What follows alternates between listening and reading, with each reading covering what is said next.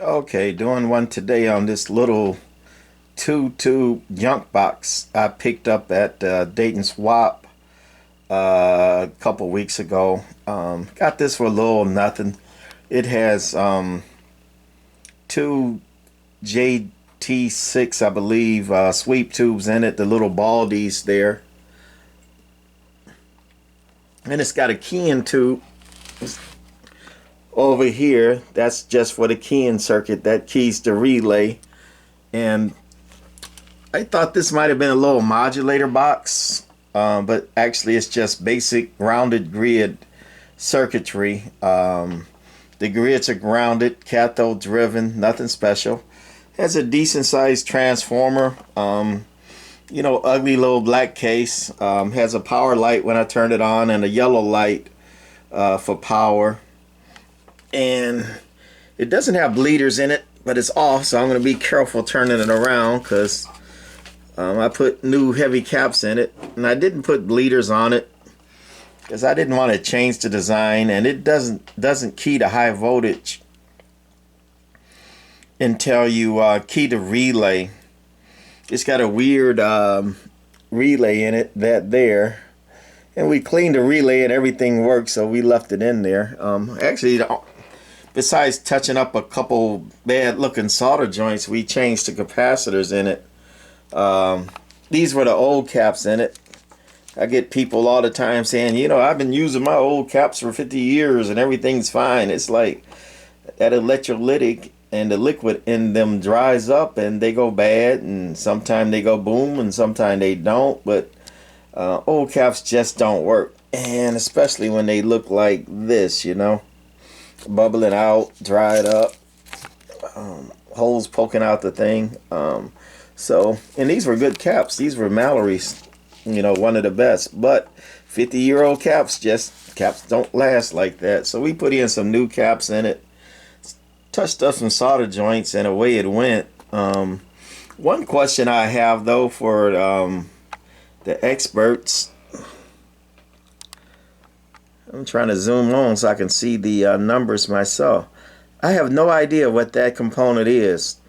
I originally thought it was a neon light, because in some of these old amps, especially the modulating type, they use neons for regulators like they would as a Zener diode. However, in the circuitry on this amp, that light is in line on one of the AC lines. The AC coming in, one goes to the on-off switch and into the transformer, and the other line goes into that thing there. It doesn't look like a fuse to me. It's definitely not a neon.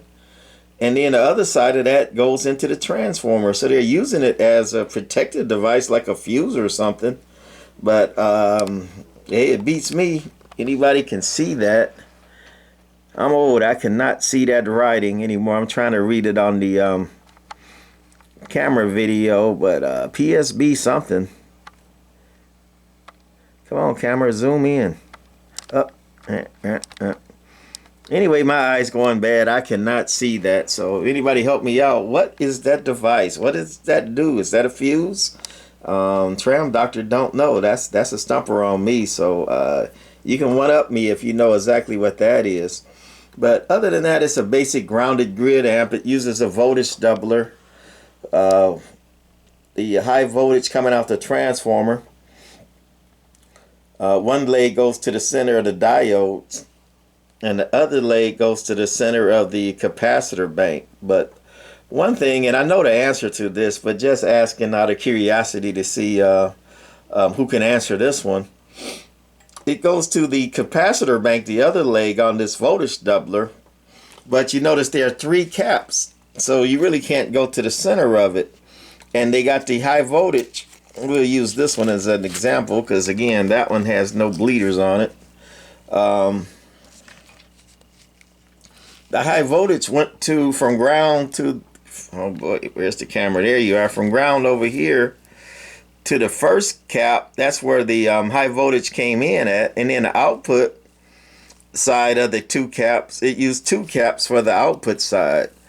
So it's not, you know, I guess centered voltage wise. I know the answer to this one, but anybody gets an attaboy to why they did that. They used, you know, a center of that, but they used one cap on the low side and two caps on the high side. They, you know, didn't balance the capacitors. So anyway, basic grounded grid. You got a tune and a load. Let me turn it carefully. That's your tune there. You need a screwdriver, and your load, you need a screwdriver. And your tank coil there. And this cap here is connected to the output, the tank coil, and it goes to the light. And all that does is control the brightness of the light. And again, other than that, you know, most things are grounded in there. You got your filament coming in. You got your input coming in to the cathode. And they use that choke.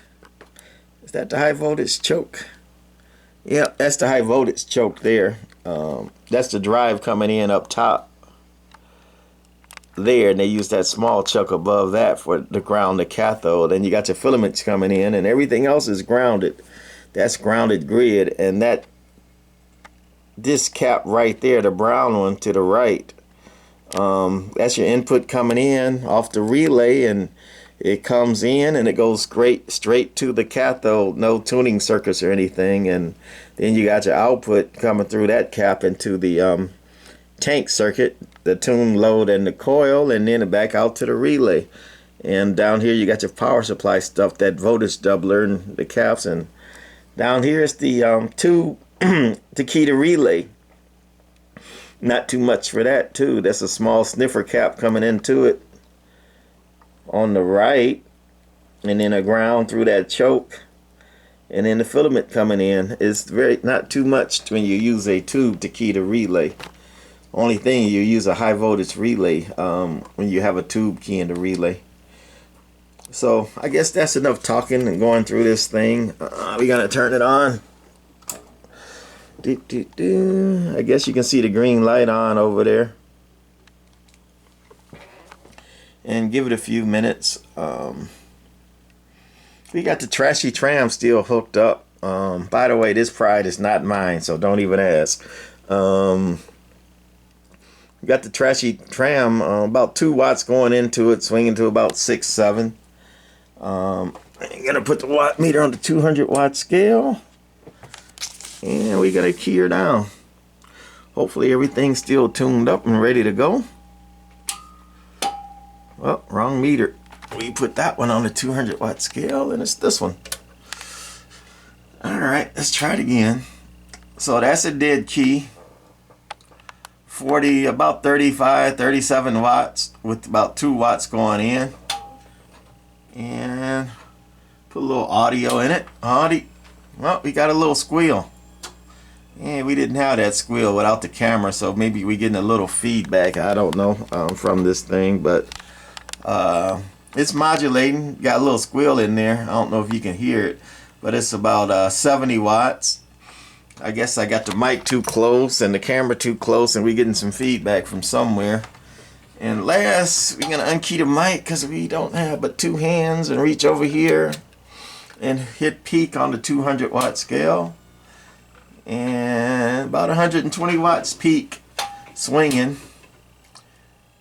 And we're gonna turn the audio down or off to get rid of that squeal. There we go. And there's your about 38 watt dead key. Swinging to about, 70 average, about 110 peak. Not bad for this little ugly 2-tube thing. But again, I'm kind of a fan of modulators. I like modulating boxes, so and I got a lot of little boxes like this, so not a big fan. But if you like heavy hammer grounded grid boxes, want a little 50 watt box like this, I'll probably let it go pretty cheap because again, this not me, and I got it pretty cheap at the Dayton Ham Fest, and since it was in my way, I decided to put it on the bench and recap it. I always recap this stuff. Don't fire up high voltage into these old caps like that. You're asking for trouble. You ever hear one go bang? I have a couple times. Not a pretty sight. All right, that's it for this one. Bye.